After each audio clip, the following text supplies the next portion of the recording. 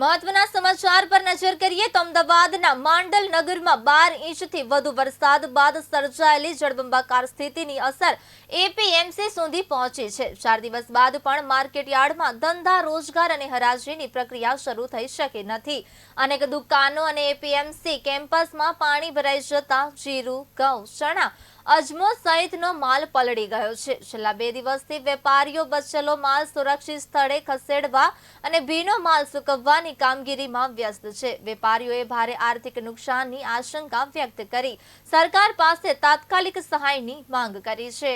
પેઢીનું નામ જણાવો। મારું નામ પટેલ નટવરભાઈ ચતુરભાઈ, માંડલ એપીએમસી માર્કેટ, જય ભગવાન ટ્રેડર્સ। બરોબર। અને જે ગુરુવારે જે અતિ ભારે વરસાદ પડ્યો 12 થી 13 ઇંચ જેટલો, એપીએમસીની અંદર કેટલા પાણી ભરાયા?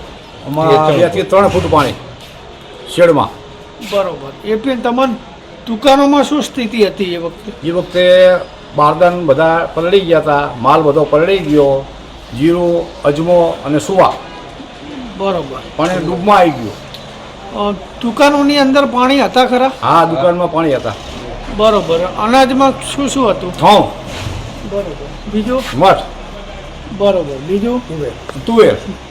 નુકસાન આશરે આખી એપીએમસીમાં કેટલું હશે?